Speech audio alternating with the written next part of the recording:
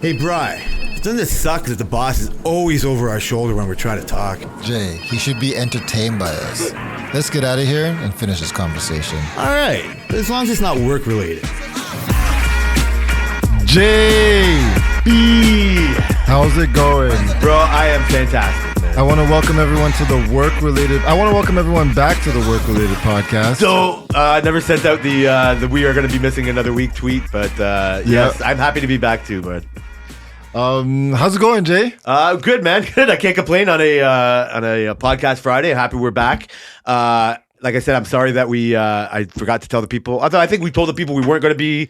I do remember now. Yeah, we said we weren't I did gonna a preempt. Because I was going to White Oaks. And so our only Twitter news is that you sent the nice pic. I did. I only saw it later. I'm sorry, I didn't see it in the day of. I did see it though. I knew it was out there. Okay. You showed me I felt bad because when you showed me a bunch of your pics from the non-mosquito infested Niagara, and I was like, oh shit, I should have known that he sent that pic. Twitter let me down. They didn't fucking show me. They didn't. Yeah. But so how was the trip, man? It was good. It was nice to get away. It was no downsides about it. Nice. How many days did you stay there? We left Friday. We came back Sunday. Right. Yeah. It was. Did you go to the casino? We did not go to the casino. We didn't even go to Niagara Falls because we were just like, you know what, forget it. So on Friday, when we got there, what do? We went to, there was outlets across the street, directly across the street. There's outlets. It's like 5-minute walk. Like you can see it. So we went there. I think, yeah, we went there. We walked to the hotel, which is absolutely, the resort is absolutely massive. So you know about White Oaks or no? No, I know nothing. So it's crazy. They have like a professional tennis court in there. Tennis courts. When we went there the Saturday, there was the IPT. Is that what it's called? Whatever. Oh, there's the WTA and the ATP. ATP juniors. Oh, wow. We're playing there on the Saturday. So it's like a full professional tennis court. Like there's 3 courts on 4. They have like it looks beautiful. Like, so the resort hosts the tournament. Yes. That's that fucking big. It's that big, Jay. I'm telling you, it's crazy. That is they crazy. Have Did you watch any of the tennis? No. We wanted to, but on the Saturday we went on the wine tour and then like wine tour. Yeah, but now we're talking. But we went. They had like 15 squash courts in there. They have like a 2-floor gym, like a really high end gym. Like they had like turf, people running with the weights behind them. Shit. They have like when athletes get injured, what are those things called? Physiotherapy, like cryo chambers. They have like a whole physiotherapy like department in the place. Like it's actually insane. They have like a wall of fame of like Canadian junior tennis players. Like it's actually a big deal. They have. Nice. There was a whole bunch of shit. Sorry to cut you off. On the professional tennis and golf and all that, like they go to the same stops. Yeah. And I was just randomly, because my beautiful IPTV, when I was waiting for the Reliance guy to come today, I was watching like amateur golf in Britain. Like, because the British Open is about to happen. And so this amateur golf is just like, instead of you and the field, it's match play, where it's just you and me playing in each hole. So you're either up one. It doesn't matter how many shots you took. It's who wins the hole. Okay. And you can either tie or win a goal. And it is cool. And it's the ultimate one-on-one kind of competition like tennis is. And so just like those people there, or that, like what you're saying is, they circuit around a certain amount of courses. Yeah. Just like the Formula Academy is in Spain because the rest of the fucking F1 is in Spain. Exactly. So they go around. But those other junior courses, like there's so many junior or amateur or low-ranking golf courses in tennis. There must be tennis too. Yeah. Like this White Oaks place must do this every year. Yeah. Right? Like they must have a junior tournament every year. The Canadian juniors. This is how like branched out it can get. Yeah, it's like you get we were like thinking of the APT and the WPT, and we're like, oh, this fucking person's like, what? They're ranked 56 now. Yeah, like they went through 4 other tours to get there. 56. That's an accomplishment. But so in F1 and all that shit, like we're only just looking at like 10 drivers or 20 drivers. Like, but there's F1 Academy, there's F2, F3, and then there's the other leagues. But this, like me, and like I know it because of the other things. But nobody barely cares. Well, you really don't. Nobody cares about the juniors and all that. But enough people do that a whole resort makes millions of dollars off of this. Oh, yeah, has they all have- these killer facilities. In that section alone, they have like a whole bunch of shit going on there. That there's like spectators. There was a whole bunch of people there. Like it's kind of a big deal. That must have been. So was it busy? It was the Friday when we walked the entire resort. It wasn't that busy, but the Saturday we went over to, because they have like this little restaurant called like a wellness. It's like all health shit, like freaking smoothies and crap like that. But that was they had a Starbucks barista area in there, so that's where we went to go get coffee. So when we went there were a lot of people there, and yeah. And like you could do memberships, a whole bunch of shit on that side. Then obviously they have a spa, they have conference centers, there's weddings going on. Like they had like honestly probably like 4 conference halls. There was like 2 conferences going on. Like it's a massive resort. It's deceiving when you see it from the outside how big it is. That's cool to be experienced something like, because that's why I like Disney. Like they do Yeah. everything so big and large. Big. There's so many things going on. Yeah. And like that's, if it's run well, that's like I don't know how long a place like that was open for. You know what I mean? Like, Yeah, but, I don't know. Like you get a reputation, and then you know what I mean? Like you get to host these kind of tournaments, or do you know what I mean? Like people come yeah. to you. Yeah. Like I've never heard of it at all. It wasn't for you, but just like your description of it would be like, oh, okay. Like maybe it'd be more interesting and go. Like Oh yeah. I don't have kids, so I'm never going to Niagara to get away from something. No. You know what I But mean? you Like just I don't gotta have to. fun. Yeah, I kind of do like Niagara, but then it comes into a. I don't. I would just rather spend time at home. And that's what I was thinking, like for the price, because this place was not cheap. Well, at I don't want to all. discount your experience or why or say you shouldn't do it. No, like, no, I'm not no. saying it's. I'm worth gonna it. go. I'm probably gonna go back. I don't know if it's worth the price tag, but the overall experience there was no negatives. So what's the difference between that? Yeah. I mean, I know it's in Niagara, and there's no kids. Niagara on the Lake. So it's okay. So don't you think it's a little pompous? Like I get It's it. It's very cute. pompous, Jay. When you pull up I know to what this Niagara on the Lake's place, all about. when you pull up to this place, they have freaking people ready to open your doors for you, grab your luggage. You deserve it. It's Freaking fine. shit like that. Like, you know what I mean? Like they have live music all over the place. Like we walk down the hall and some guy's playing a piano in the hallway. You know what I mean? Like it was that kind of a. That vibe I don't mind. If you're going to the hotel, I just mean Niagara on the Lake is just very precious about itself. It is very. Like, you know what I mean? Like precious. every ice cream shop is fucking $20 for a Yeah. fucking ice cream cone. Like Yeah. you're get out over yourself. It This is exactly like Milton. Well, don't even let You're me just- get started on the food. Well, why not? I hope the food was amazing. The food was great. It's not worth the price you have to pay for it. That's what are you trying to not start on? We went to this bar so the hotel had 3 restaurants, a bar, that wellness thing, and like a restaurant. One was Live, one was Play, and then the restaurant, I forget what it's called because nobody eating that healthy shit. Too much. Right. We went to this bar the Friday night after we went to the outlets, and it's like they had live music, the guy playing a guitar and shit. Like it was very nice. I can't complain. And we bought drinks, and Selena had chicken fingers. They were fucking my wife would have done delicious. too. They Oh, were yeah, delicious. good. They were so good. And so I had like a chicken parm press. It was like a chicken parm and like a flatbread press. It was like massive. It was like nobody can see my hands, but it was like this. It's like a fucking football. Right? Yeah, it was like a football. And so I ate that. That was so good.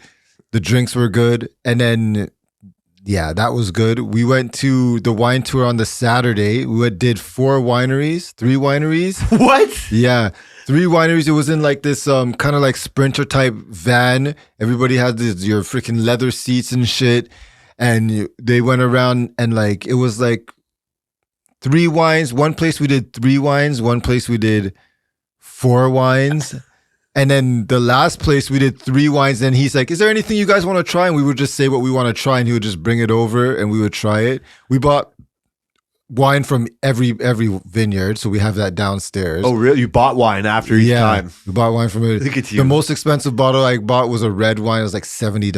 What? It was like $68. I know. What? And that wasn't even And that's only one? That was only one. And that wasn't even the most expensive wine there. Who am I fucking talking to? Right? What are you doing? I know. Were you caught up in the moment? We know you're gonna do that? We knew we were gonna do it beforehand because we wanted to take something from it so that we could say. Okay. We haven't drank it. We haven't opened Of course them not. yet. I hope not. We're going to But- save it for some kind of special occasion. Yeah. But Like- like the other ones are like $25, $30, still expensive-ish for wine, you know, but nothing crazy. That's fine. So we bought a couple of those, and then we came back and we had dinner at this freaking restaurant. Okay, wait. Sorry, go ahead. No. Because this is fucking finally you're going off more than I do. Hey, when we got off the bus, the wine tour, the driver, some lady tipped the guy said we won't ask for tips because gratuity is included. He's like, we won't ask to tip, but based on your experience, if you feel like you need to tip the driver, go ahead. Some lady tipped the guy $50. Yeah, you must have been with some hoity-toity people.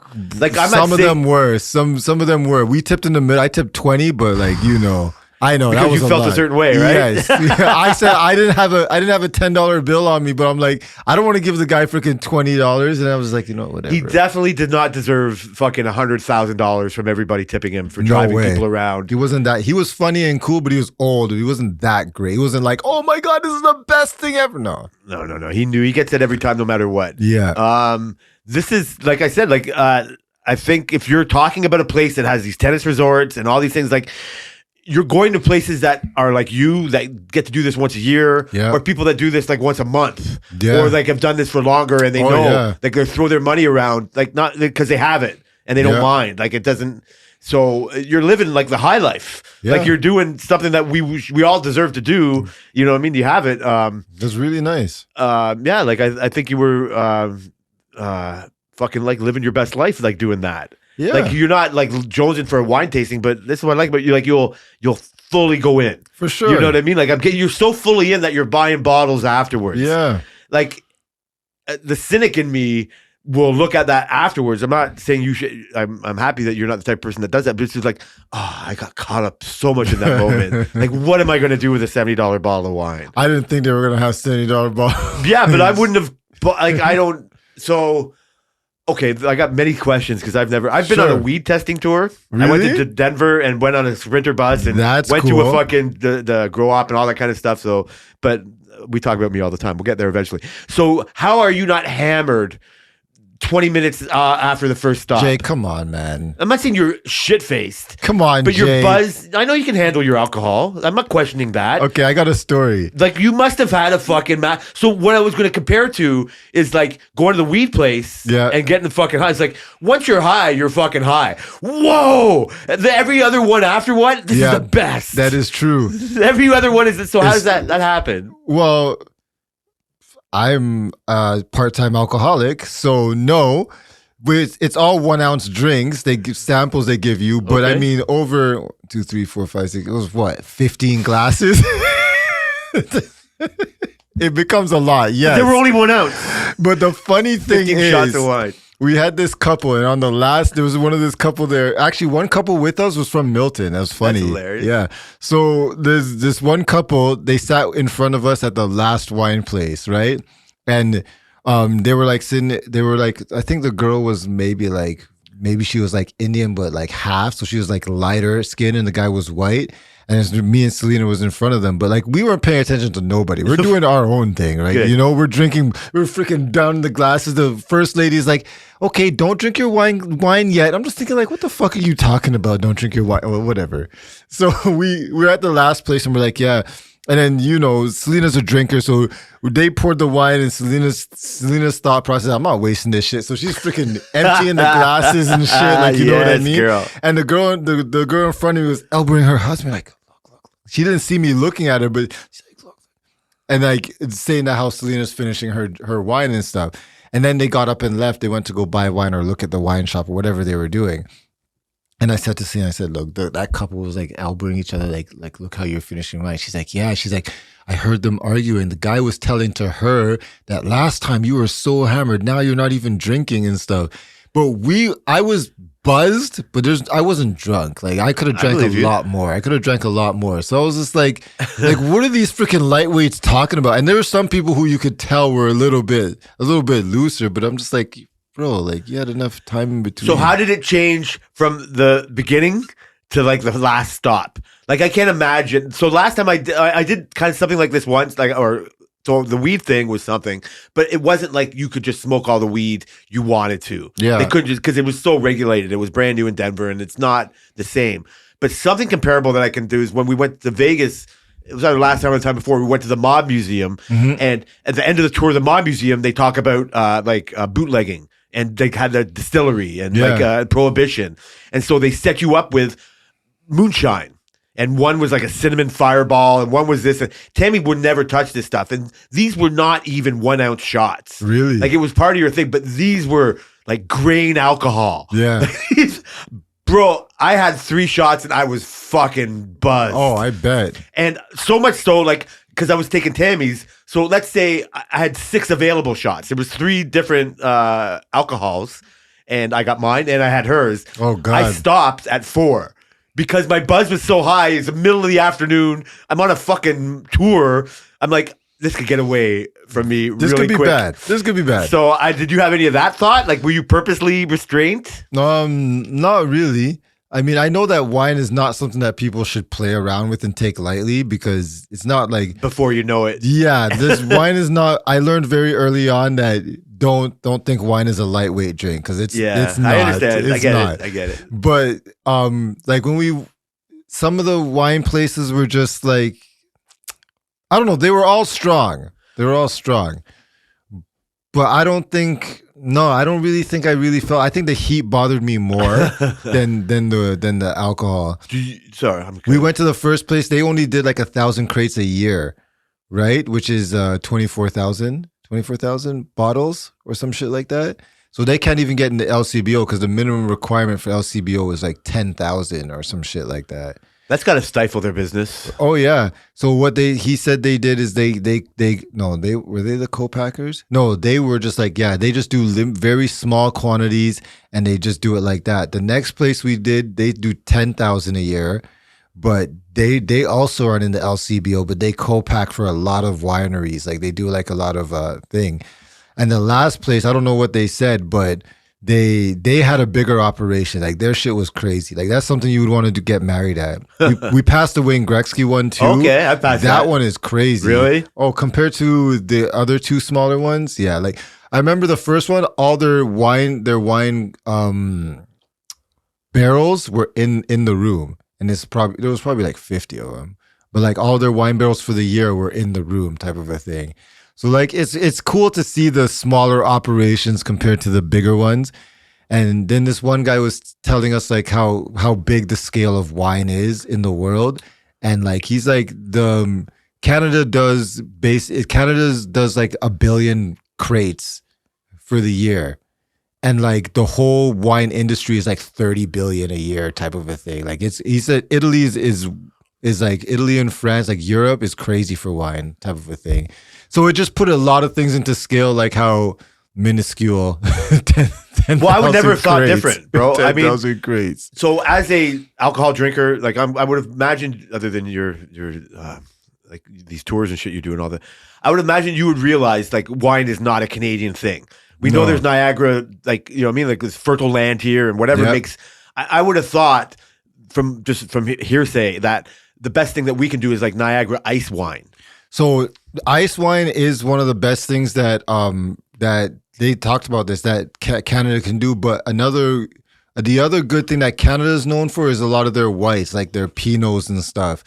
Those is what Canada is known for, like worldwide. And on top of that is the fact that they can grow so many different type of grapes in one area. That's the big thing. Different type of like mostly white red wines in Canada. They say you really shouldn't buy, but white wines is like that's like what people respect about Niagara on the Lake about.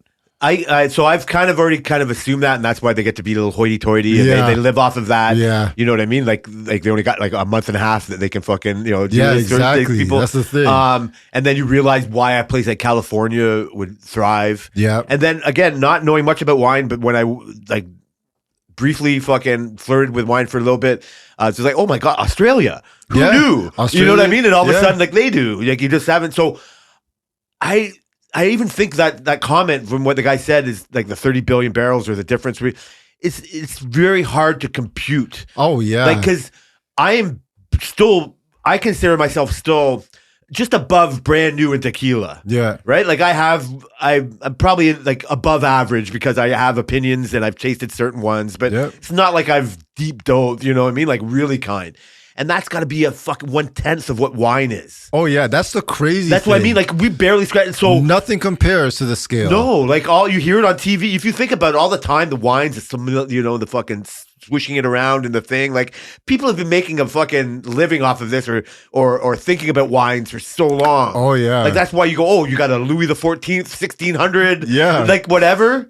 And this is it's fascinating to me that world exists and I don't do anything about it. And it's so big, and we're just I don't like care. we're just like this. No, we're it's underwater with yeah, it. We're just it's like a fuck. fake reality. Yeah. like but then once you dive into it, then it's something like you're all in. Like you can dabble. I mean, I guess yeah. I mean, But the thing is, like he was saying, like, he's like, you guys got to stop. Like when you try a wine you don't like one, don't throw that whole, like if you see a Merlot grape and that's the one you try, don't throw the whole Merlot out because Merlot grapes taste different from wherever you buy it from, right? And so I remember today when we went to the LCBO and I just looked at the wine section, I'm like, I'm supposed to try all of this shit to figure out what I like? Like, no way. so does the whole wine section look different to you now since that one tour? No, because I've always liked red, but I was just like, focus, yeah, red wines. This is the kind of wine I like. They typically lean towards like I like Spain wine, red wine, Spain red.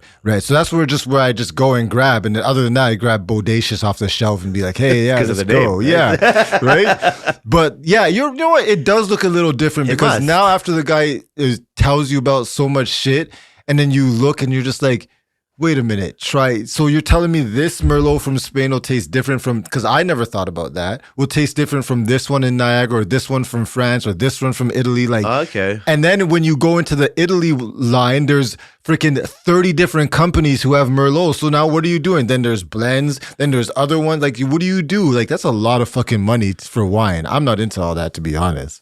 Well, how do you know? How do you not know? Like, find a sommelier, which our restaurant had, which was fucking weird. But well, because that's what their business is. Like, I mean, that's, you know, so I imagine the hotel like, that's how you got the wine tour, right? Yeah, like, so it's like the wine, that's the hotel does this shit. Yeah, they do wine tours. They have a couple of wineries that they go to, and they just do depending on the time of the year. Do you think that you could have had the Wayne Gretzky wine at your hotel? I bet you not. If it wasn't part of that tour, there's a chance. But they, just like you said, you had to cut down your choices of the 30 different Spanish fucking Merlot. They probably had to so do that. We can't carry all of them. Yeah, I would love to see what their wine cellar looked like. So this is the thing. You're such a, okay, I'd be such a fucking rube. Like nothing, like what the, okay, yeah, okay, that's good. Like, oh, this is what I'm saying. After my second glass of wine, I'd be like, oh, these are all great. Where I get to compare it to is because I've been such a pothead for so long. Mm-hmm. And we were just talking about the difference in sativa and indica, and we're talking about just like, if you're smoking weed to get out of your head and you like sativas more, I just see instant contradiction. Mm-hmm. And you're just like, my experience proves different wise. Yeah. But I'm using all my sommelier, you know what I mean, like information, just like that doesn't make sense. But I also understand that it's lazy to just label them indica and sativa. Yeah. Like I have this sommelier knowledge with weed, and it's even basic compared to what other people might know now. Yeah. But when I hear other people talk, I know enough to know if they're lying or if they're like they do know what they're talking about. For sure. But I would have to just trust the guy talking about the wine. I wouldn't know if he's lying or not because it's so hard to get into that world. But it's different because weed affects everybody differently. So they say, I think it's less different than people say. Like people, I think it's the same with alcohol, but alcohol is more, okay, I can't really say alcohol, but wine is a little more scientific-ish. For example, when they talk about the reds, they say like the reason people drink a certain red you drink with steak is because of what steak has a lot of proteins, and then the wine with the protein in your mouth, and it makes like a certain type of a feeling, or it takes away the dryness type of a stuff. That's I still haven't understood that whole aspect about it, which I'm really not trying to get into. Just give me fucking wine with anything. But so they've been doing this since the fucking 1500s. Oh yeah, forever. This is where, because you're right. The weed part that has nothing to do with taste. They just have Yeah. a fake taste profile. Yes, yeah. And they go, oh, yeah, it would pair well with fish if you smoke this joint after your fish or something. Yeah. But it's lies. Yeah. It's like the 1500 version of it. And now we're 600 years later, and we're just like, yeah, you know what? This red wine is great with steak. Because it's of undeniable. science. Because of Undeniable. science, yes. But it has nothing to do with the buzz. And that's the thing. Like, how do you? Are you taking the buzz for Yeah. granted? I Because you think get to just talk so. about taste. I think so. With weed, you're just talking about the buzz. Buzz, yeah. We never talked about taste. I Yeah. can tell you what I like about a taste of a joint or weed. Because you don't smoke, you know what I mean? You're scared of what's going to happen to your head now. Because Yeah. I can't wait to fucking smoke with you eventually. I'm because gonna when fucking I drag you smoked, outside. I might try No, one time. Don't shut. It's going to happen. I just thought of it now. When I smoked before, we weren't at this level of like differences and stuff. It's like you get whatever the guy in the corner has. Yeah, is that's it good bad or for a not? guy like it's, you. it's all right. No, all right, no, well, that's whatever. bad Give for it a to guy like me. you. Yeah. So we didn't. I would have loved to start smoking in this day and age, man. It like, would I be. might, It would have been like a so much different, like choices and options and pinpointing what I want is so much But better. you're so good at that. Like, that's what I'm saying. Like, I'm not wanting that for you. So I can see. So we kind of already do this with the tequila. Yeah. Right? We are like, you popped open a new bottle. It's like, can you believe Selena don't remember like getting this bottle? Right. And I'm like, I fucking 100% remember that bottle. I wouldn't be able to tell you what was in the bottle. Yep. I wouldn't be able to tell you if it's cinnamony or this I or wouldn't that. even probably be able to tell you the name. I wouldn't either, but I'd be like, I know I've had it, and Yeah. I knew I liked it. Yeah. Right? And so I get it. So I'll be like, oh, that informs me enough that I'll get it again. Nobody's ever asked me to explain my opinion. And if I really wanted to deep dive into it. So this is what we're kind of doing with the tequila. And we've settled on some ones we like, and all of a sudden, Yep. like, oh, that bottle looks nice. Wonder if the tequila lives up to what the bottle looks like. It's like, no. Never Garbage. does. And so it's fun. And so I get that. It's very, so all of it can kind of be kind of intimidating. Right? It's even like learning like a new sport, like F1. Oh my God, it's so intimidating. Like, you know what I mean? But no, it's all the same. Right? It's all like it's intimidating if you let it be intimidating. But I think it's how you look at it. You can't look at the whole scope of what wine is and tasting but I don't know, man. I could see it's amazing to be introduced to that. Like that's a very I didn't even know that was part of your trip. Yeah. Like I just thought it was fun and relaxing. That's a cool thing to know about what your trip was. Yeah, we were gonna. Yeah, we could have ordered it in our package when we did the hotel, but we wanted flexibility, so we just chose what That's we better. were gonna do. Yeah, you know what I definitely mean? better. So we just decided to do that. The one thing I want to take away from that trip is that the one guy, the second winery, said that wine is actually in a decline because a lot of people are going to cannabis. That's you think what it's he alcohol said. in general or just wine? I think no. He specifically said wine. I don't think alcohol because tequila is right. Tequila is now the number one drink. I think as of earlier 'cause of this me? year. Is it 'cause of For me? sure, Jay. Earlier this year, I think it surpassed No vodka. way, it's better than whiskey or like because that was No, going to say like popularity, not like taste wise, but popularity Oh, okay. wise, I think vodka was number one. Really? Because it's easily accessible, it's cheap. It's all around the world. Yeah, everybody gets vodka. It's like not a big deal. But for a more expensive alcohol, like a tequila or a rum, well, rum is in between, but like more expensive, like a tequila to surpass that is kind of crazy. No, what I always assume is because I'm in tequila more, into I'm the tequila same more way, I now. feel that. I just assume that it's in my world more now. Yeah. So I just notice it more now. Yeah. Tammy's watching The Housewives and they're talking about their favorite tequila, Right? and this and that. And I see the fucking how long has the NBA been sponsored by Amigos? Not Like, that long. I don't know, right? Not Like it that doesn't long, matter. Jay. It used to be Ciroc and shit, right? So I see that kind of stuff and I just go, oh, I'm noticing it more. Right. And so I don't know the weed part. Oh, man. Because I don't even grow it. I give weed less respect in a way than I did before when I had to grow it and I had to really earn it. I had to just whatever Steve had, No, you know, you just like just- you had. Like I never fucking quit on it like you. And so I still live in this world where now it's just like, oh my God, I would have laughed at pre-roll joints 10 years ago. And now now- it's just like, I'm all about that. Give me all the pre-roll joints. Yeah. And I Why am I learned. rolling? Of course, I'm not fucking. I'm a peasant here. Yeah, Like, roll my exactly. joints. And so I've gotten over myself in that way. Like I had an opinion and I had a thing that was true, but because it's legal now, it's not true anymore. And sure, big pharma or whatever gets into it, and it's not all great. Some of these smaller craft places, Like it's in this middle. In the States, or maybe here too, like even the part of like everybody that was a criminal for weed wasn't even allowed to grow it. Yeah. Police that were busting people for weed are now profiting over weed. Yeah. Right? Isn't Like that it's come crazy? this whole weird way, but that's the 1500 way to think of wine. Mhm. Like imagine 500 years from now, Yeah. what kind of weed tours there could be. And that's what weed or wine has for it. It has its history. So I can relate that. Like I didn't think it would be 100% true that the guy would say it to you, but I personally can relate to why people will gravitate towards the weed more, because everything you said about the wine had nothing to do with the buzz. Yeah. Everything about weed was all about the buzz. Yeah. Could care less if it was fucking the taste. Mhm. It was just like, I'm just happy with whatever I get. Bathtub gin in the 30s is like, I don't give a fuck what it tastes like. I want the Yeah. buzz. Nothing about your tour was about the buzz. Nope. And so I think it's going to take, how long does it take for weed to be stopped talking about the buzz? When it becomes so common norm that you have to find something else to boost it.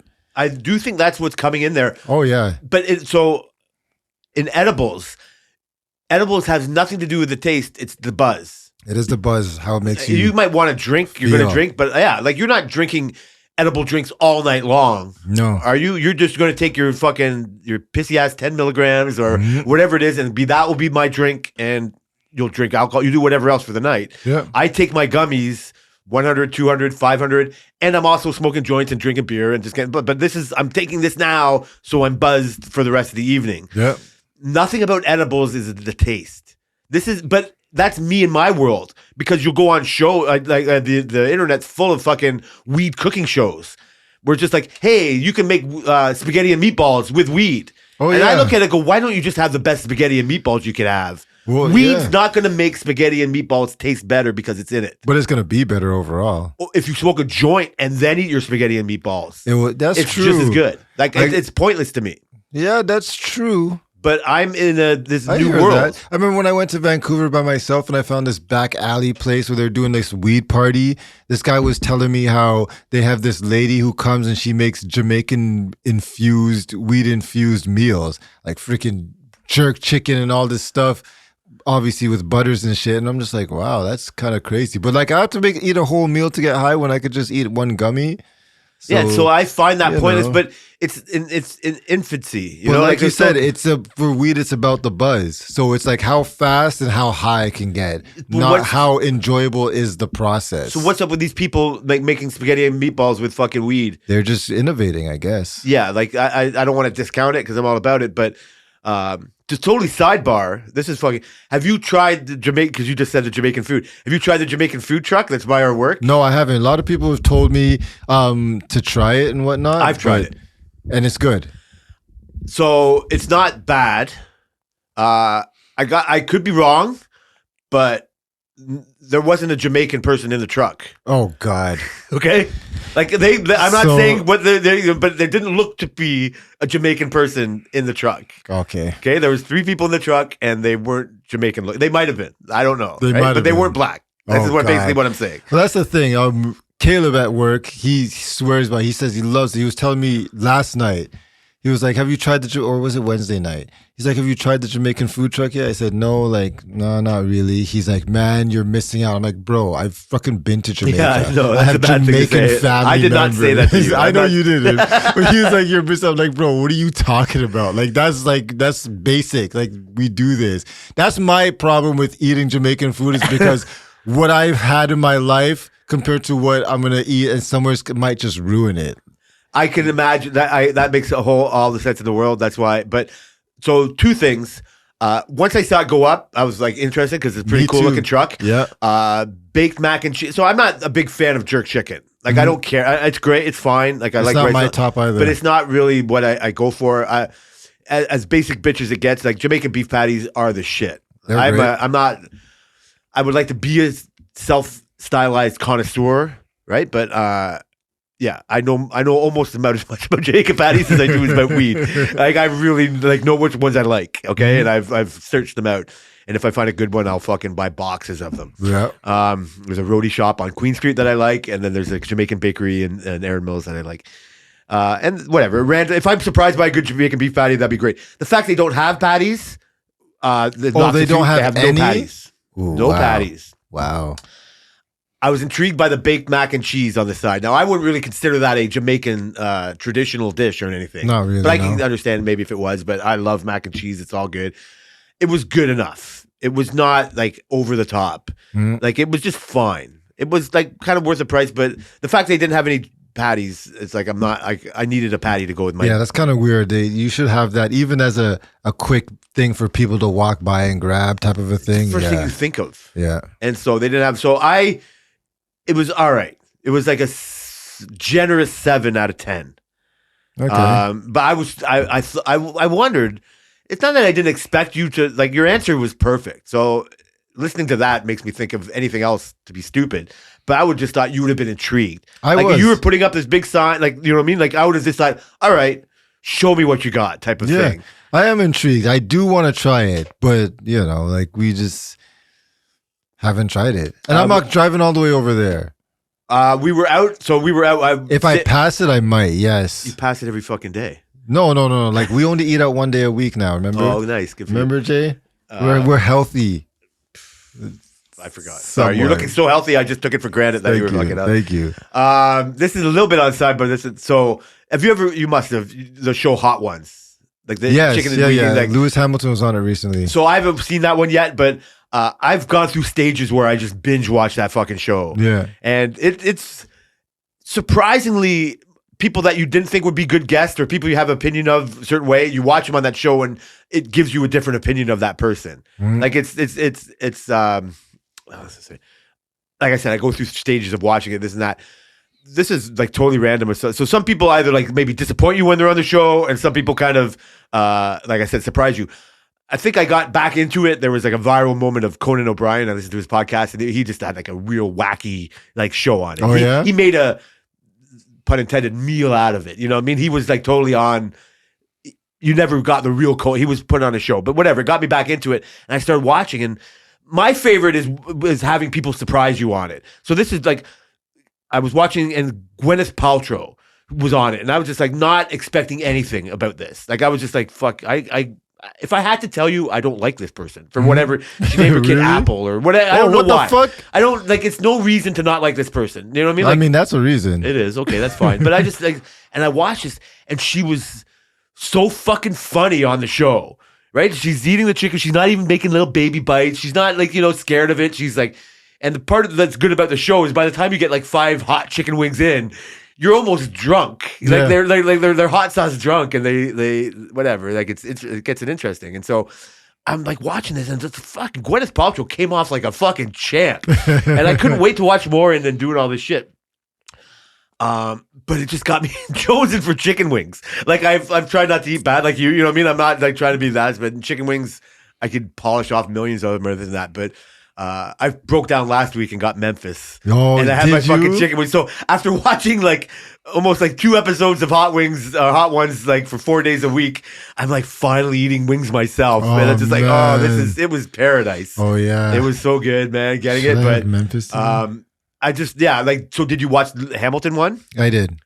Is that how many episodes of that show do you think you've ever watched? Oh, like 3 or 4 or That's it, 5. eh? Yeah, Selena watches it a lot, but Because it's a good show just to get random people that you never thought you would Yeah. like to hear. yeah, I've been surprised on that show. That's of how it, cool people are. it got to me. And so I'm saving the Lewis Hamilton one. Yeah, Like, for some reason, it's not always that way. Like, I like the girls that can fucking like power through for some reason. Like, they're Yeah. really good. I watched, and it was on a couple years ago. I watched the Queen Latifah one. They said the Gwyneth Paltrow. Other chicks have gone through the Julia Louise Dreyfus. She fucking polishes them through. By the time she gets halfway through, she's like swearing like a sailor. Yeah. She's like, you motherfucker this, you motherfucker that. And Queen Latifah fucking. she champs. She's a champ. Yeah, she comes across so humble. You know what I mean? Like, she doesn't come like so all brash and all that. She's like, you would think that she was going to have trouble, and then she has zero trouble. Yeah. You know what I mean? Like, you've watched enough shows where other people had trouble, and she's just like, ah. Even the shitty sauces, she's like, I guess it's all right. I guess some people can like that. And just like more respect to you. Not that I shouldn't have all the respect in the world, but you know what I mean? Like, it was just like fucking really good. Yeah. But it's so hard to watch somebody eat chicken wings for so long and then not eat them yourself. Oh yeah, Like it's torture in a way. Why would I do that to myself? well, at least you got it. I want to have chicken wings now too. I don't know. Yeah, see, I still have to decide what I'm gonna have for dinner tonight. But You don't have chicken wings, but before I need to tell you about our last dinner. what do you mean your last? Our dinner? last dinner at the resort. Oh, please! I cut off the resort talk. Oh, that's all right. This is we had this dinner at the restaurant, and it was like you had to make reservations and shit. And there was a sommelier. She introduced herself to us, and like she was telling us they have suggestions of what's good with each meal type of thing on the thing. So we got espresso martinis, and like the waiter had an assistant who would help him out. I know, it was nuts. So the waiter was introduced his assistant, the sommelier introduced herself, then the waiter introduces himself, and then he's introduced his assistant of who's helping him out. This guy comes around with like what did he come around? He came out around with like this steak skewer with a garlic aioli on a lettuce wrap type thing, like as a like just like a pre-meal, I guess. This is after we ordered. It's a taster. Yeah, Like I was walking around with we ate that. No, he just came to your table and he gives you two Like for the bread and table. butter? Bread came after that. Okay. After that, then bread came with like these 3 dips, like this tomato dip, this basil vinaigrette dip, and whipped butter, and like it was so good, man. I was killing that shit. And then they came out with like a palate cleanser, which was like a lemon sorbet type shit. It was I was put off when he pulled up. I'm like, what the fuck? Like, I don't want this shit. But he's like, it's a palate cleanser, it's a lemon sorbet. And I told myself that I'm just gonna try shit because I'm here. And it was fucking delicious. We bought sorbet after that, okay? It was friggin' delicious, Jay. And I'm like, that's the palate cleanser? Give me that. Fuck. So so we had ordered a steak. We both ordered steak. And Selena was like, Selena gets her steak well done, so I get mine medium well. And then she's like, well done. The guy's like, are you sure you want to do well done? Because these ones it was in New York, so it was very thick. He's like, these ones are like, very thick. They get very dry if you do fucking well done. man. So Selena's like, okay, I'll take medium well, whatever. So he went, I was just thinking like, this steak is going to be small. This steak was huge. It was cut in half, and it was freaking like, it was probably 2 inches. It was probably 2 inches thick, and it was freaking, I want to say they were probably, if I try not to exaggerate, it was probably like 8 inches long, cut in half. And it was, it came with mashed. Yeah, it came with, was it mashed? Some freaking, I don't know. Our plates were clean when we were done. Selena cleaned the whole thing because she said it's so good. She's not wasting it. They were, price wise, they were like $70 each. Ooh. I know. Our bill at the end of the day was like $250. Ooh. I know. But it was so good that I wasn't mad at it at the time. At the time. I've changed my opinion. Right? I wasn't mad at it. You can't change your opinion now. But it was so good. And then after they took that, there's nothing we didn't finish. I can tell you that. Like in that whole restaurant, everything we ate there, we ate everything. It was Selena brought this. She couldn't finish her one chicken finger, and we ate it in the hotel room the next morning. You know what I mean? Like it was so good. And then at the end, they brought us like some little chocolate cup with ice cream in the middle, and you don't have to pay for that shit. That shit was just all part of it. You're paying for it, bro. Oh yeah, you definitely paid for it. But yeah, we even had breakfast to the room. We had room service breakfast with bacon and ham and toast and like these massive square hash brown. Like, man, everything there was delicious. It was freaking great. That's what I want to say. That was probably what I take away from that place, other than how massive the place was. The food is I don't know how to explain. It was world class food. That shit was great. You should be impressed with yourself on how you explain, because you're making my fucking mouth water like mad man. right now. Like I would never order a $70 steak. I could care less about like all the other things. I want my steak done well done as well. Like I hate like when I see steak on TV and they cut it and there's all that blood and it's red. No, like I it hate really the blood turns too. me off. That's why I don't order steak at restaurants, to be honest with you. But I think that's a me problem, not you. And I guess maybe it's good we cut off your story because like there's so much going on your trip and all that. that's very informative. Like on, it speaks to you that you want to discount the fucking palate cleanser. This isn't my world. Yeah. I'm not going to put this on you, but the way you talk about it, like I think we're on the same page. It's like, it's some people like I think this is their McDonald's, right? Like that's crazy. Like I get it. Like this is a class thing. It's a thing like that. And we all should deserve to understand this, but we all live in our own world, so we don't like. So clean your fucking plate. Like, don't give a, you know what I mean? Like, listen to the guy when he says, maybe not well done. Like, he knows what he's talking. It's not your world. You know wine, you know steak, you know potatoes, but let us take care. That's the best recommendation you can give to a place. And that's the thing, like, for a place. Experiences is being stuck in your world really kills certain things. So we had at work, we had to order food because the barbecue was today. We'll talk about so we had to order food. Yeah, more food. We had to order food last night. And so I would say that our shift is diverse, but that's kind of not true. Different regions of India. Yes, right? And so I was like thinking, like, I asked everybody what they wanted to do, and some people were like, yeah, the day before, they're like, we'll do Indian food. I'm just like, okay. Some people were like Chinese food, but I was like, you know what? So I thought to myself, like, they got to try something different. Like, we're not going to do this shit. So I decided to order Japanese food. So when I went to work, I said, okay, I just made the decision. I said, we're ordering Japanese food. This is what we're doing. And I was walking around to everybody doing that. We got to the Indian group of guys, and they were like, yeah, we should do Indian food. And I just go, Vishu, he was really pioneering this. Can we get Indian food? I said, bro, is that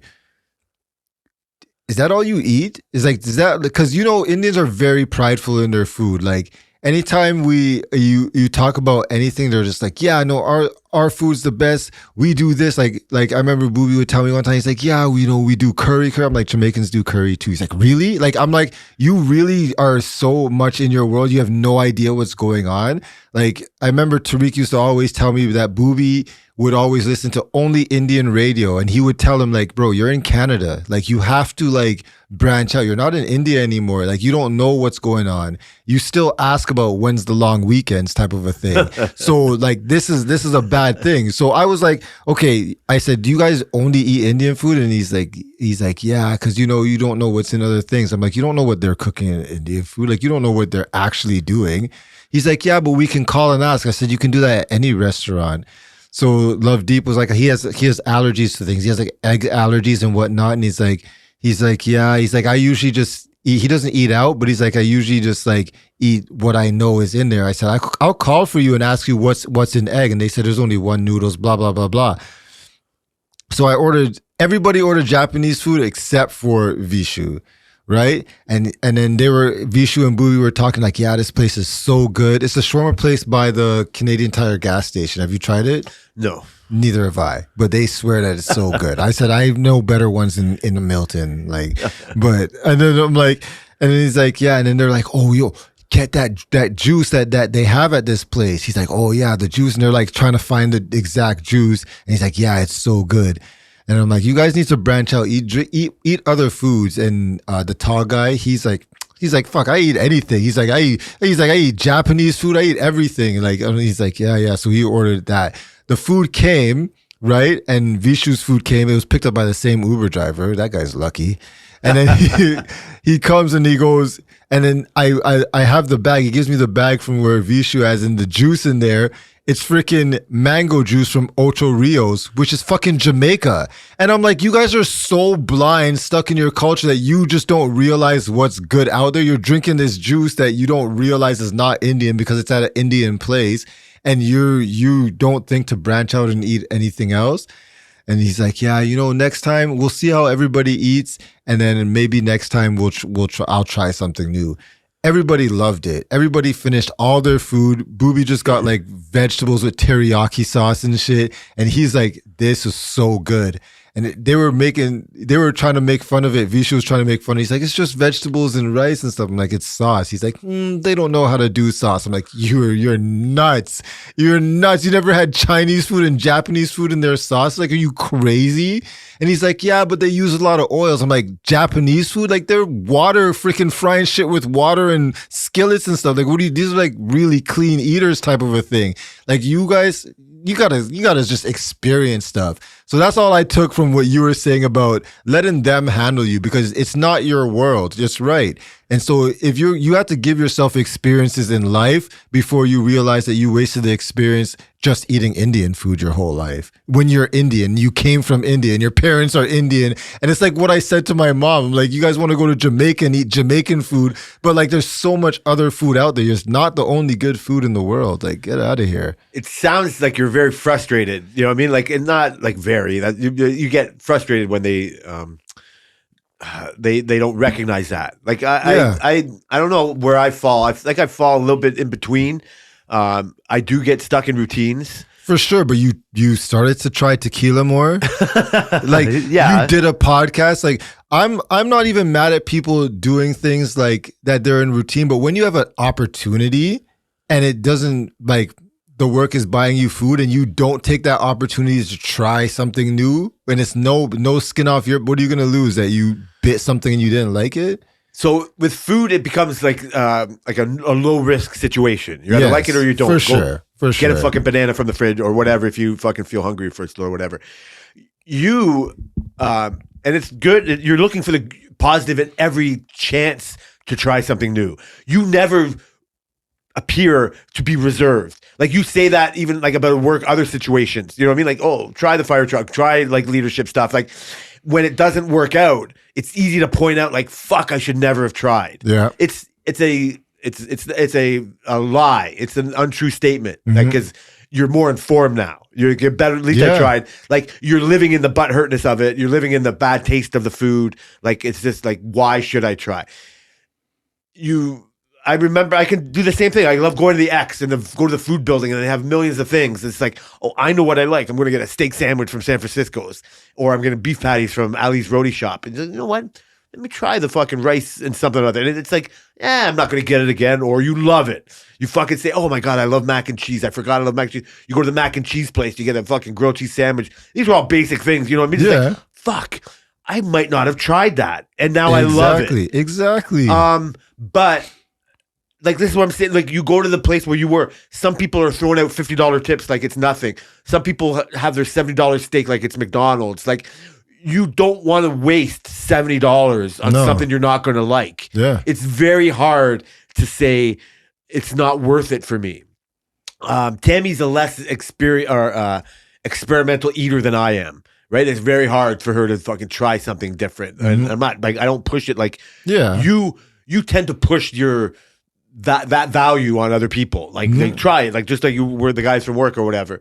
But I do think it's a learned behavior, and I do think when you try it and you do it, you see the why not try it part. You know what I mean? Like, you push somebody in that way because it's better to try it and figure it out than not experiencing it at all. For sure.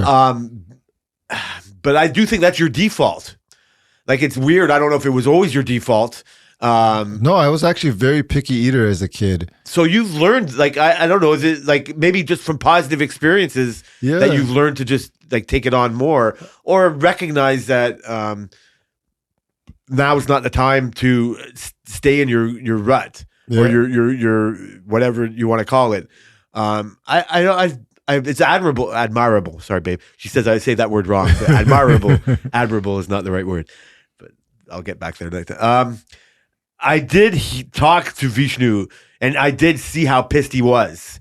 Right, like he brought it up. He might be the only one in the world that doesn't know I show up on fucking work on Fridays anymore, but he should. He goes, oh, barbecue Friday. Barbecue. You go fuck yourself with your barbecue.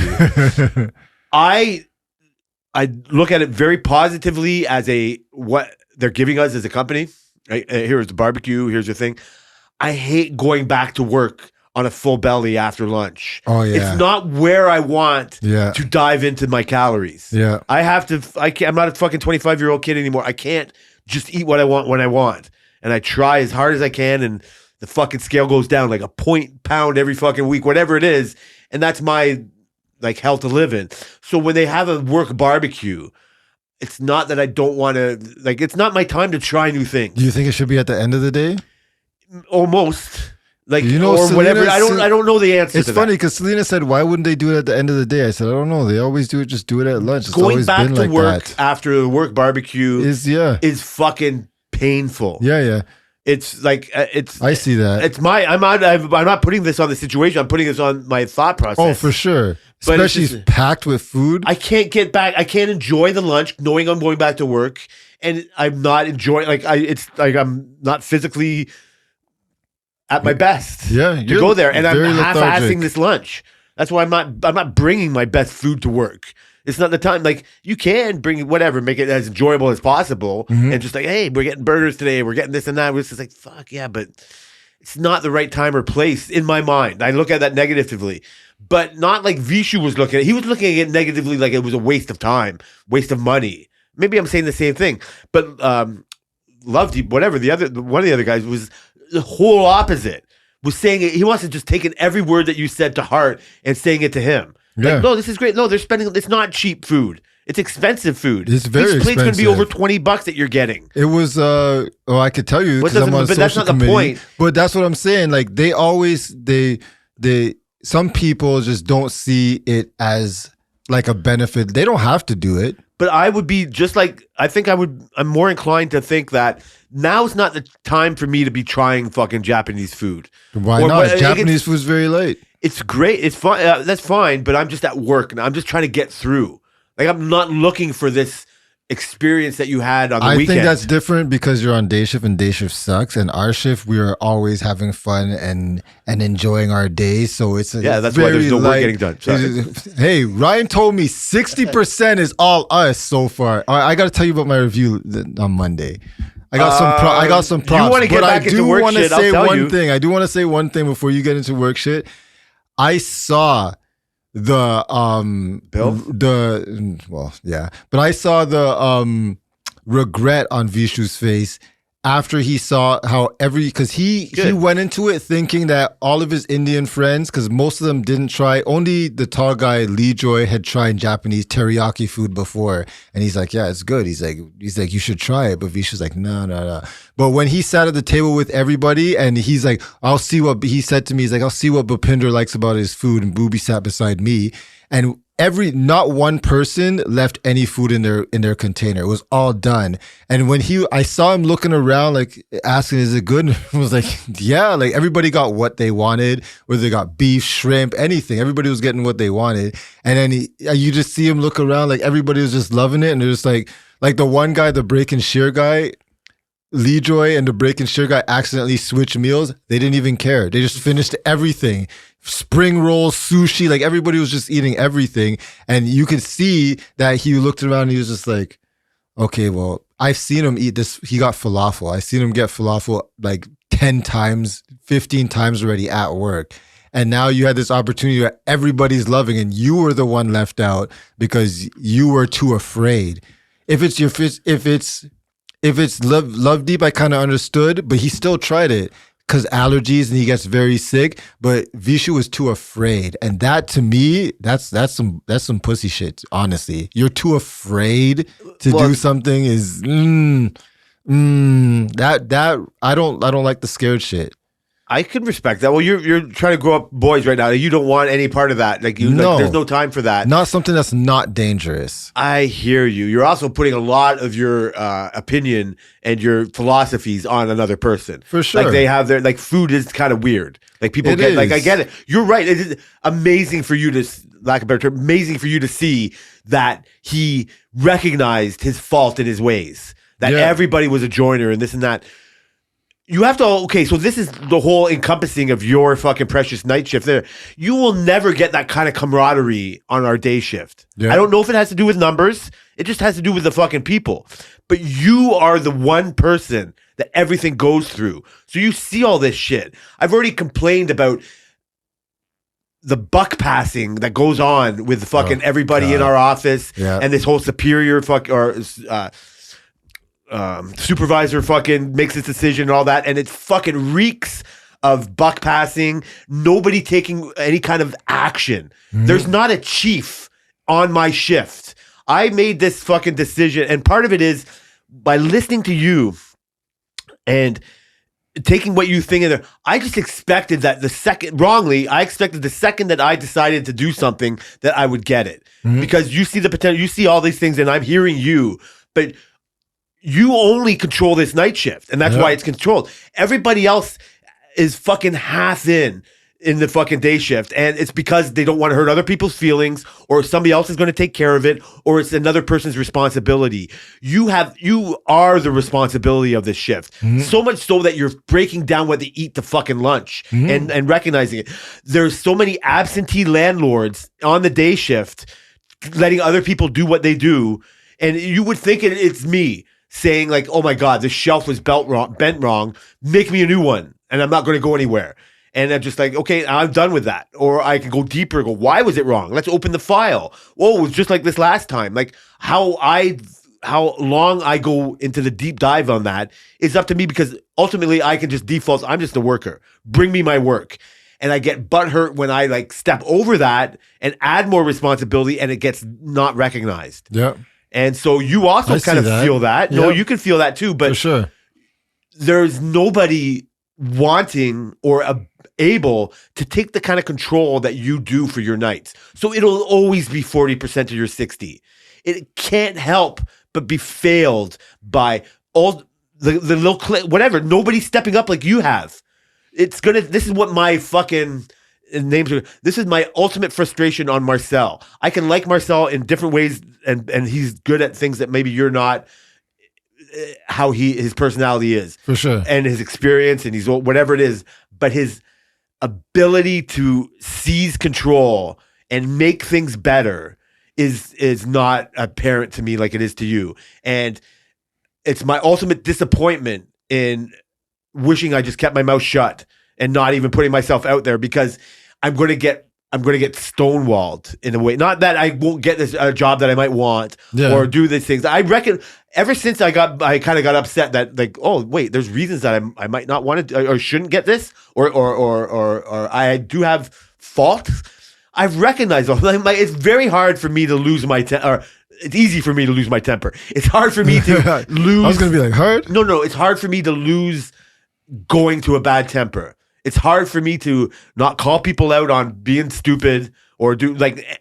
It only takes me a second of reflection to see myself in them and realize the grace that I get in my stupid thoughts or whatever. But my instant thought is my patience is thin, and you do have a lot of patience that do that. But the people, even like Marcel, has all the patience in the world, but he doesn't take control. He doesn't see a future bigger like you do. And it's very hard to give myself over to that.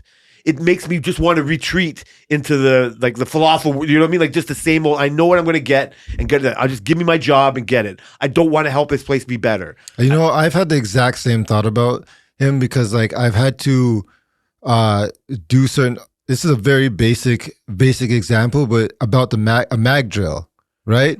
So when I started, there was 3 mag drills in the shop, the big one and the 2 small ones, right? Those 2 small ones broke, garbage, whatever. Wow. For a year, so now we've been using the big mag drill for years. Yeah, 1 mag drill, ridiculous. And I remember a couple years ago, I said, I was like, Marcel, you know, we need to get a mag. No, first it was Ali, and I said, we want to get a mag drill. I was a lead. We need to get a mag drill. He's like, no, we don't need a mag drill. I'm gonna fix this. I'm like, okay, whatever, cool. He never did it, obviously. Then I became a supervisor, and I said, okay, so I've been pressured by the guys, like, hey, we need a mag drill. It's easier. And I go, okay, so I'll talk to Marcel about it. So, because in that, Marcel is the person I'd rather go to talk to about something. So I go to Marcel, I said, like, I want to get a mag drill, blah, blah. He's like, yeah, just send it to me, whatever. But, you know, it's up to Ali. And I'm just thinking like, fuck, man, I'm like, whatever. So I send an email to him with I bought like 3-4 mag drills, different things.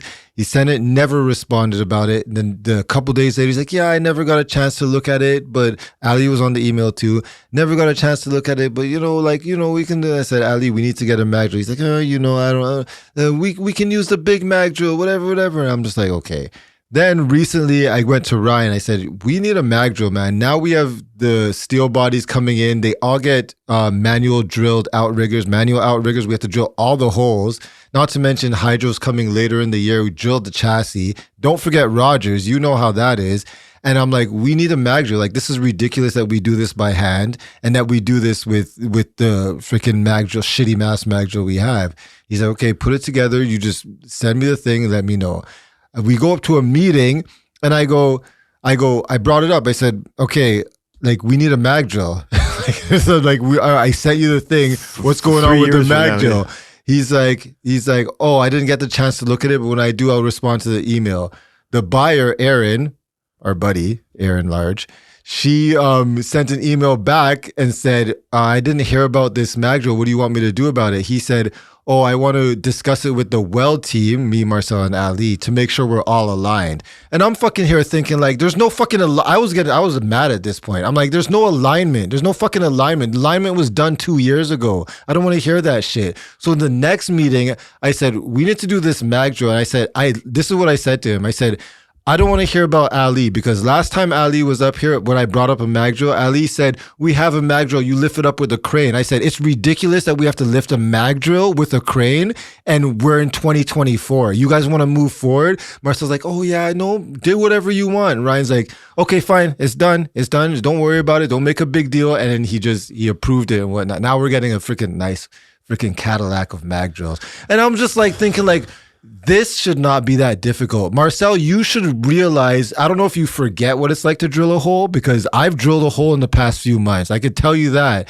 And I don't like it, not by hand. So why are we going to let these guys do it? Not to mention it takes up 10 times more time. How do you not just say, yeah, Brian, you know what? You're right. We're a weld shop that drills holes regularly. Maybe we should get a mag drill or two.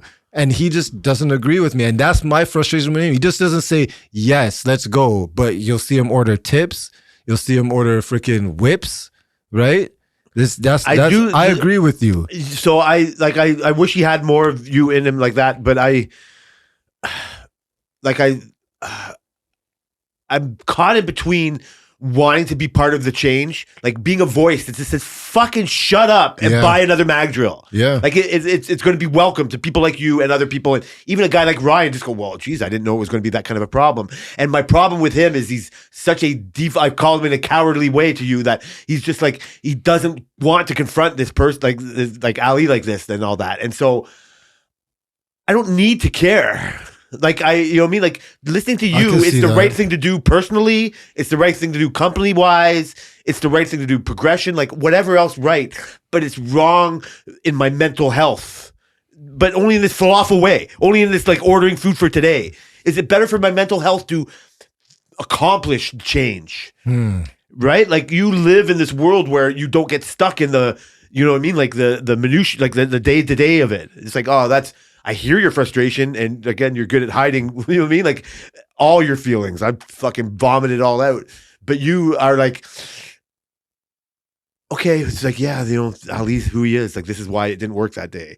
I don't have to drill holes all day, so I don't, like, this mag drill comes up every once in a month or 6 months. So I'm the one where it comes up in the everyday situation. Exactly. I gotta grab this motherfucking 1930s fucking drill. Right. And then if even Ryan makes a fucking funny innocent comment like, oh my god, that drill's older than you, like when I was working the other day, it's just like, and right. But so I put everything on him. Right. I think he's the worst leader in the world at that moment, because you're why I don't have another new mag drill. And then he goes, no, it's Ali. And if it's not him, it's Marcel. Oh, and if it's not him, it's Brian. And then I know it's not you, but it's just a chain of command. Mm-hmm. And I mean, this never happened, this conversation. But in my mind, that's where he's going to go to. Because it's a military operation. I just defer to my sergeants and generals. It's like, you're a fucking coward. You know it's not working Those are right. Strong words, Jay. You know it's not working right. Okay, then he's dumb. What is it? Oh, that's in my nose. Sorry, I'm not saying to be funny. It's fucking, you're either a coward or you're dumb. Oh, God. Because I don't think he's dumb. I'm giving him a backhanded compliment here. You're too smart to not know what you're doing. And this is my ignorance on dealing with people. You can't just come out and call Ali out on that. No. Ali's probably got files of fucking things he can't wait to take to court about wrongfully dismissed. Oh, probably. Right? Like this is all he's ever lived on instead of making the company work better. You would never go to that. You would be like, not worth my time. I've got wine to taste. I got steaks to eat. I got fucking other companies to fucking help. Yeah. You don't appreciate it, I'm gone. Right? And that's where you've, you know what I mean? Like you fall into that thing. So it's very hard for me to like do that. And so when we were talking about my like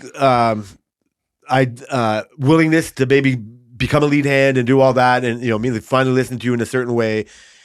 And I sent that last pod we talked about me sending the message to Marcel, and in the meantime, not that I expected much to come back, but nothing else has come back to me. I've recognized some of the faults that I might have that people might not want. I still have feelings about Marcel in a way that he's not taking control where I wish he would. And if he's not willing to take control with a bit of my prodding and a bit of this, then I don't expect him to ever. And so I don't know. I don't look at this as positively as I should or want to. Mm-hmm. Oh, fuck. I lost my fucking point. So when I see that, and I see that Marcel isn't, oh fuck, what was I going to fucking put this? I fucking sent the fucking note, and I see that his,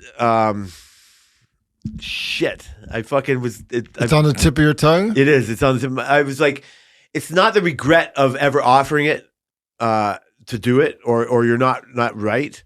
But the personalities involved, I see this political world. I don't know. Fuck. I just fucking lost my fucking point on that. No, there is political, and I've purposely not been saying anything to you about it. I know, because I asked you not to. Yeah. Because I get mad at the truth. Yeah. I can't handle the truth. It goes, but the thing, you can't handle the truth. I'm so sorry. I was off my train of thought. I'm going to hear this back and I'm going to be like, how did you not fucking remember your train of thought? Yeah. Like, I was disappointed in myself with the response coming back, not because some of the truths aren't hard to hear and like I might not be that perfect person, but yeah, but these are things you're not aware of. They're not things you are not aware of. I get it.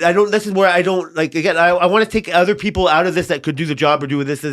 It's that the people that are just clinging to, I hate that Ali's clinging to whatever control he thinks he has, and then Marcel isn't seizing the control that he should. And then we're just living in a quagmire that's never going to get better than you, the lone decision maker. You're a dictator. I'm living in a fucking democracy with fucking bad leaders. I don't want to think of Ryan in that way. Mm-hmm. Like maybe that's what my point was. He's a coward for seeing something that's wrong and not fixing it properly. So I will slightly agree with you on that point, but I would just want to know, like, Is he supposed to Kai sending me messages? The fuck? Oh, shit. Is he supposed to Did he say Brian or Ryan? Brian. B. What up, B? He's like, is he supposed to come in? Because Ryan is fairly new here, right? He's newer than me, right? Yeah, okay. Does he come in with a hammer? I mean, that is technically his job description if you want to really dumb it down. It is his job description to be the hammer, but does he come into the hammer and hit legacy employee like Ali? Like, is he, I just don't know how aware he is of the culture on the floor to be able to maneuver something like that. So are you saying that he's not aware or that he's tiptoeing? You're saying he's fully aware? I don't aware know the of answer to that. I think it's one of the two. I don't think he's that dumb. No idea. I think he's fully smart. aware. You think? I think he's fully. I think you're right that he's not. He's so aware that he's newish. I used to think he's aware, but I remember long time ago. We brought up the Tariq. Long time ago, we were talking about how this is when we remember Gurpreet we had. We used to wear the latex gloves. Yeah. He quit because of Tariq. He said it to them, right? And like I used to tell them, like we have Tariq. You guys have to do something about him because he talks shit to everybody. He talks shit to people and he gets into their thing. And he was just like, yeah, but like, what does he do? And I was just, that's when I first thought in my head that you're not aware of what goes on the floor. Like everybody's, Marcel, Nicole, they've all said he's a toxic person, but he just doesn't, he's just not aware of like what's going on. Maybe it's because he knows him from before or whatnot, or he has some sort of image of his reputation. But everybody on the floor, it's not a secret. It's not a secret. There's maybe one person who doesn't know how he is. Everybody else does. And so that's why I think he's not necessarily aware of the culture of the shop floor, especially on the weld shop. I think he's more in tune with the finishing side because they have a lot of problems over there. Well, yeah, that's where you are pushing the product out. Well, I think ultimately I'm just disappointed in the lack of, I think that, I don't know how to put it, but I think part of my issue is that all I get to do is listen to you. Yeah. All I get to do is listen to your positivity and your what you know what I mean, like the way you want it to go, but ultimately it's not going to be your decisions of stuff. Mm-hmm. You kind of just let that kind of stuff go for now. Like I see you an ability to, it's not something I want to say should make you feel good. Like you could do Ryan's job a lot better than him. He might have experience doing whatever all the other things that you might not know do, and I know, but your desire to make things really right instead of just getting by. Now, I don't know all the problems of making, like the logistics of making things go or none of that, but you're great at, he wishes he was good at, you are at giving responsibility to other people, right? Like it's like maybe you gave Booby too much at the beginning, but it's turned him into whatever he is now, and it's going to be a thing on now. Nicole is great at whatever she does and do that. You can never make her cry and do things and work with her instead of being her boss. I think he relishes the bossness of himself and lives in this like whenever you tell me, I make my supervisors do that. That's where the coward, like, okay, that's so easy to do. It reeks of you. You're ultimately, you don't care if this company fails or lives. It's not you're just working for this company still. Is it a stepping stone for him? No, maybe he's young enough and he can go further, and it's just like a fucking notch on his resume. But I don't see that. I think he wants this place to succeed. He's probably never going to have another chance. It'll be hard to get another chance to be in another $50 million company. Like he's lucky where he is, and he may recognize that. But ultimately, like, we'll try things. Like it's not his money if it fucking fails or not. That's where my ultimate frustration is. Like, where this mag drill idea, this is a perfect thing. It's like, this is something that should have been a no-brainer, and it's like bureaucracy, red tape, whatever you want, egos, personalities got in the way of this getting done. You guys put those tool boards up, right, with clamps and all that. That could have been done fucking years ago. God. It's a blessing because now these clamps are there, and there's issues over there. They're gone now. But the fact that it started is like you look at it and go, well, you can't ever explain why that wasn't done before. Absolutely. Right? Like there's a lot of growing pains still going on. And I am the last person to say it. Like, I don't think you're the positive, because I like look at your 5S things and go like, look how cluttered your areas are. But you guys, like in a logistics way, you're barely hanging on. Oh God. Right? Your things are coming in, things are going. The things that we have to outsource to build, like I have no idea. And I'm glad I don't know. I don't want to know. But our leadership is lacking. Like I can't, it's going to sound like I'm just being very favoritism. Your idea of being a leader is the best example of all of them. Sunil might, right? Sunil might, because he's not a coward for deferring all this stuff down. Ryan is a poor Dave Medeiros. Dave Medeiros might have taken too much on and wanted to know everything, but he cared. Yeah. You did not want to disappoint him. I don't give a fuck if I mean, I don't want to disappoint Ryan, but it doesn't hold that same weight. And maybe it comes with a newness, and I know everybody and all, but the more I think about these things, the lack of, like I said, like I wouldn't call somebody a coward if I didn't, like, I know that's a harsh words. It's a cowardly act. Yeah, because now you put that in my head. Now every decision he makes, I think like, shit, why didn't you just do this? That's right. What would you have done if you were him? Not that. True. That's where I'm coming from. And then that informs me to Marcel as well. Why aren't you fucking, again, take my personal feelings out of this, but you want help. There's two people asking you for fucking help. And you bring up Johnny? Like now that's so disrespectful. You know what's funny? I told Marcel the first words that Johnny said to me. And when I started in this company, I asked him for something, and Johnny turned to me and said, "It's not my fucking job." And I'm like, and yet I offer this, and you're like, "Oh, well, we were considering. It's not. We got lots to consider. Like, go fuck yourself." Well, I have a story for you. Go ahead. I'm sure you have lots. I have lots because you've been avoiding me all like 2 weeks. Yeah, it's the heat, bro. I can't handle the heat. Brutal. I come into work, and on Booby's toolbox is empty water bottles and garbage, and a note that says, "Don't leave garbage in my area." Right? So as I come in and I see this, Booby comes in right away, and he looks at his toolbox and he's like, he's pissed. Anybody's pissed you put garbage under a toolbox, right? Yep. So I said, okay, let me handle it, whatever. Like I'll talk to Marcel and see what's going on. Marcel comes around the corner at that moment. So Booby's mad. So he's just like, what the fuck is this? Like, why are people putting shit on my toolbox, whatever? Marcel's like, well, Tariq found this stuff in his area. It was by the crane post in his area, and he picked it up and he said he's putting it on your toolbox. And I said, don't put it on his toolbox without leaving a note. At least leave a note, and so he knows what's going on. So it was Tariq who did it. And then Booby was starting to go off. He's like, why not put it in the fucking garbage? The garbage bin's right there, blah, blah, blah, blah. He's like, you could have left a note and put the shit in the garbage and all that. I said, Booby, don't worry, like, relax.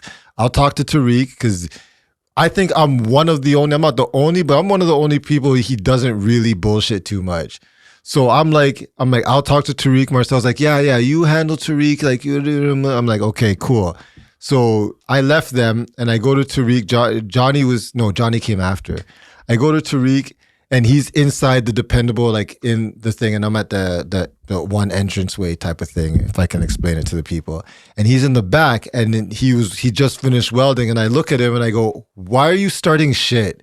And he looks at me and he smiles. He's like, I said, why couldn't you just put that shit in the garbage? He's like, no, that shit was in my area, so I had to make sure you guys tell you. You see, that's the thing. He doesn't put it on my toolbox. He would never do that, but he puts it on Booby's toolbox because he knows that's where he's going to get the reaction, right? So I said, why not just put it in the garbage? He's like, no, you have to tell your guys, pick up their mess and pick up the stuff. I said, when we pick up your mess, like we pick up your guys' stuff, I put it in the garbage and I just tell Ali or Marcel that you guys left garbage. I said, most of the times we don't even say anything. We just throw it out. It's garbage. It's not like, if it's a reoccurring thing, that's a completely different situation. But maybe somebody left garbage there one time and you're so mad about it.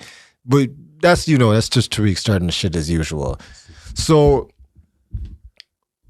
no, I forgot what happened. So I go outside. He's like, when I see people's helmets, I don't throw them in the garbage. I just put it away nicely. I'm a nice guy. I said, whatever, man. So I go talk to Marcel. He's like, so what did Tariq say? I said, I told him this. And he's like, see, that's the fucking shit. Like, that's the fucking shit that I'm worried about. Like, why do you have to be like that? I said, yeah, you put a toxic person in problem, it's gonna in power, it's gonna be a lot more, it's gonna be a lot worse. He's like, yeah, I know. And so I just don't understand. I just don't understand how that is even still an option compared. Like, a toxic person in a company is already at whatever position they're in, even if it's a non-position, is worse than anything else. Toxicity is bad. Why does nobody see this? I think I remember what I was.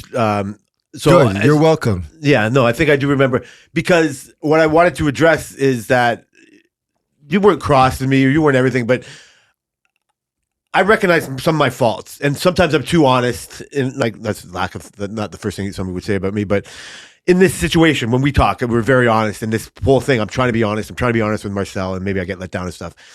And so I went to him one time after, like I said the thing, I did all that. You're right. Maybe part of it is not wanting to do this anymore, or whatever. I don't think it reeks of self-sabotage, but it's hard for me to argue if you think of that.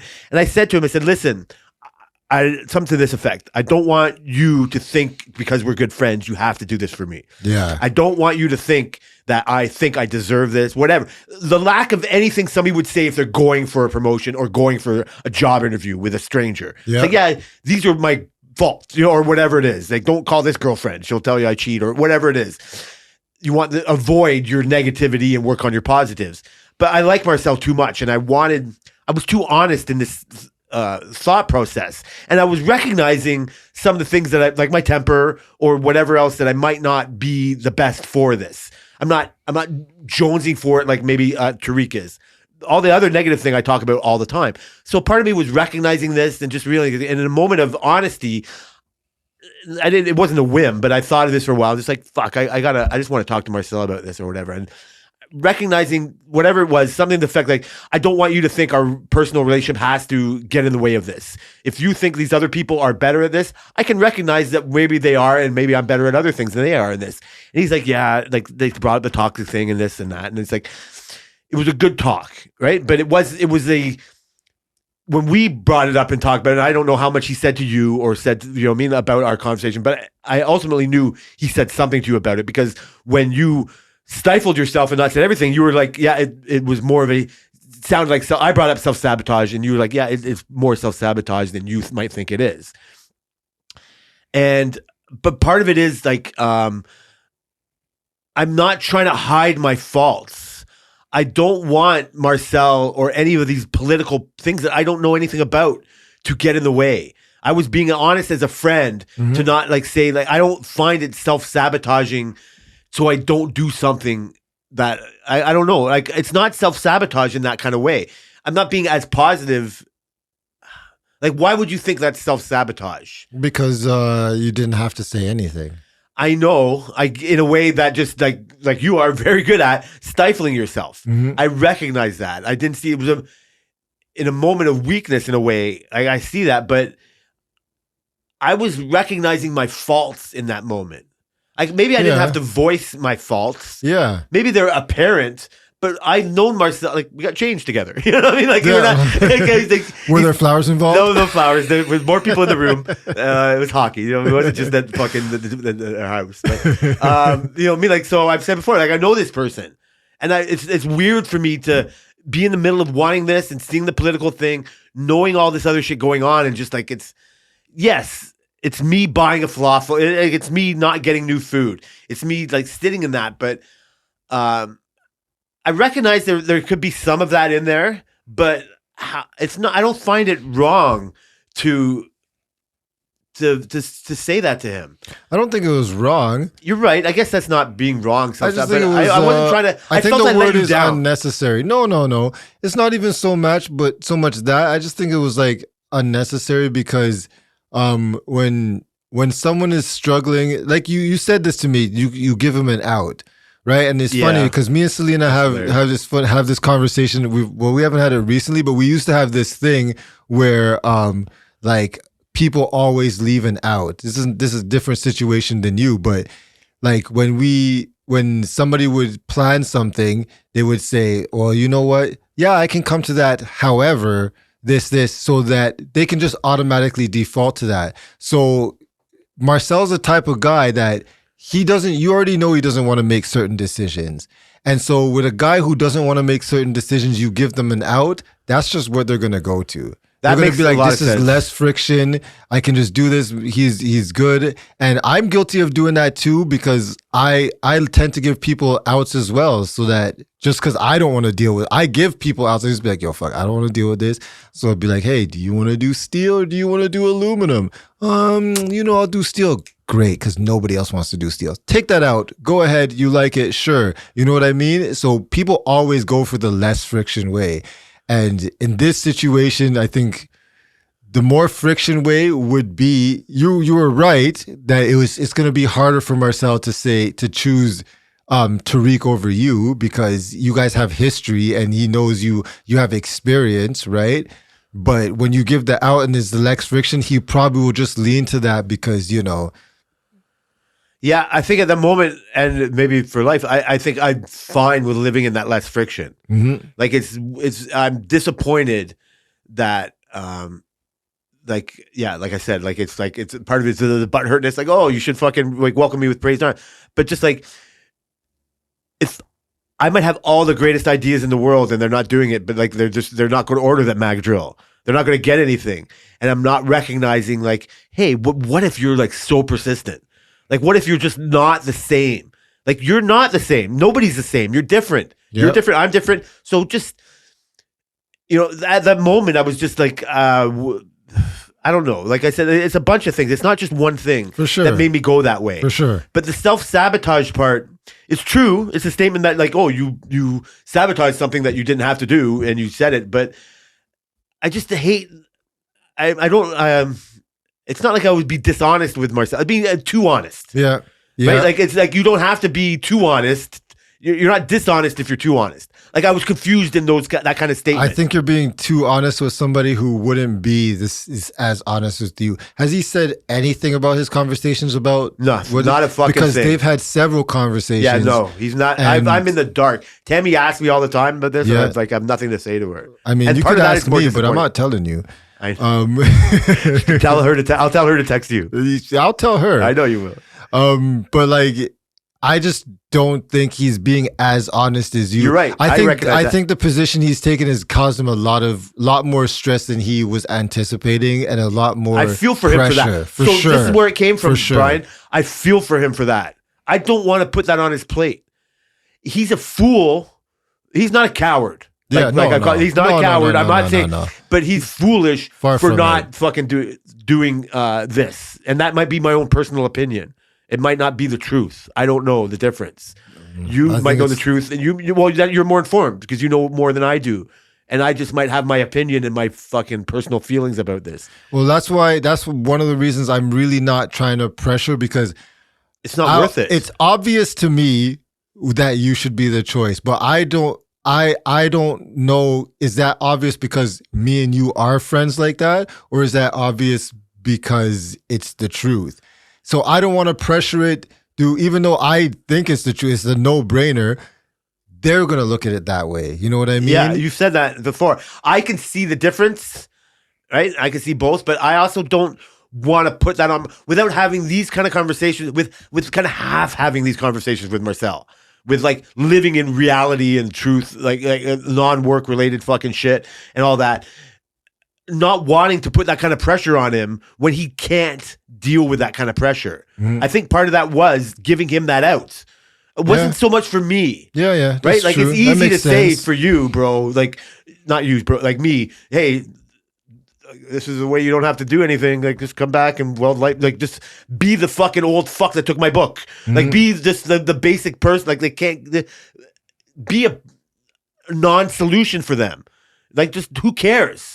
Like, it doesn't matter. Nobody wants to be the solution other than you, I recognize. And I do recognize that in Marcel, but Marcel is more fragile. Marcel appears to be more fragile than you because I know you better in a way.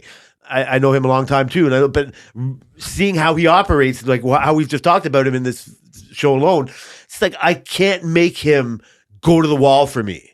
As much as I think it's the 100% truth, and I got you backing me, I wanted everybody to see this too, and just like,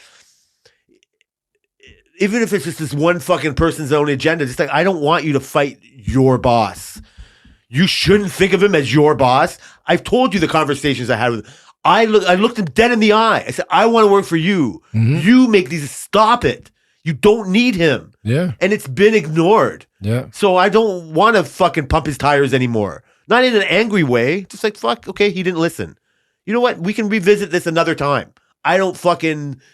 Part of me doesn't want it as much as I should, and part of me doesn't I want to make them go to the wall for me. I don't even want to make you go to the wall for me, right? Like, but I don't need to make you go to the wall for me. I'm going. Don't matter. No, I get it. That's why I don't need you to. I don't like. You're going to if you want to or not. Mm-hmm. That's what makes you who you are. What's one of your higher qualities? Like, you can't. It's fun to make a person like you recognize something they don't know or change their mind. It's fucking like, it's not because you're so stubborn. Yeah. It's because you know what you like and know what you want. It's like, fuck. And it's rewarding. But when that's why I don't call, Marcel's not a coward for doing this. Marcel's confused. Yeah. Marcel doesn't know exactly where to seize this opportunity, and I feel sorry for him that he's not good at that. It's very grand scheme of fucking things. Where my disappointment, I've already been disappointed with Ali. Like my mind has changed on him over a month ago or whatever it is because of how things you've said to me. Just like, well, why would you talk to me about me? Like, I don't know. I don't think I've done anything wrong to him. I think I've just recognized him differently. I don't think anything. Yeah. I just don't think he's ever thought as highly of me as I thought he should. And that's on him, not me. I'm fucking one of his fucking greater employees with all my faults, with everybody else's faults. For sure. So my opinion has changed of him as much. And then the fact that, so I can't make Marcel's opinion change on him. I don't want to make it myself. I recognize that I'm not going to put that pressure on him. And so, yes, it's a form of self-sabotage, but it's also recognizing who Marcel is and just not, you know what I mean? Like not making him do something that he can't do. And then so my opinion has changed that. And now my opinion has changed on Ryan because of like how I've talked about it. And I'm just like, oh, you really don't give a fuck. Like, you know who really gives a fuck the most is you and Nicole. Nicole actually has pride and is disappointed when things actually don't work out. And it's very, in my opinion, very hard to just let go of that things. Yeah. Ryan is like fishing.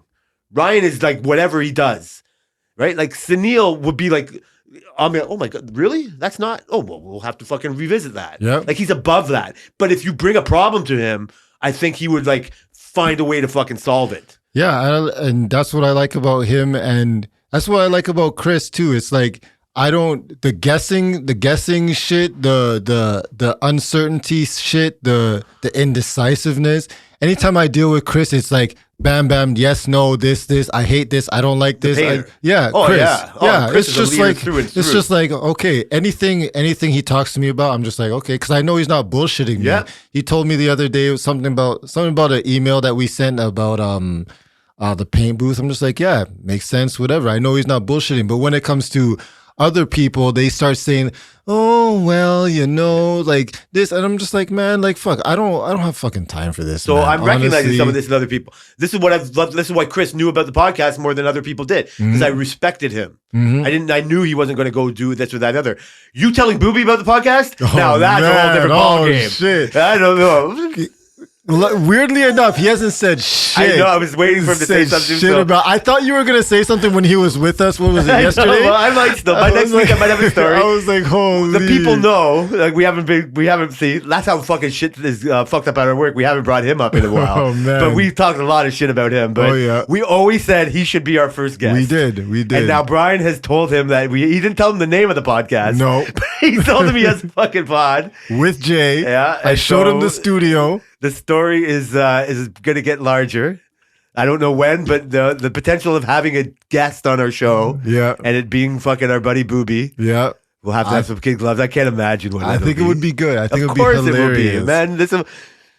So it'll be fun. Oh man, I don't know. Anyway, so we gotta end this one. This fucking. I think I want to make up for all the pods that we missed of the past week in this one, but. Fuck, it's good to be back, buddy. Yeah, man. I want to thank everyone for listening to the Work Related podcast. We are Related by Work on Twitter, and I don't know if there'll be much resort pictures going over the last couple weeks, but maybe I'll put some of my bad bets on the Euro and the Stanley Cup still going on. Oh, yeah. We'll see you guys next week.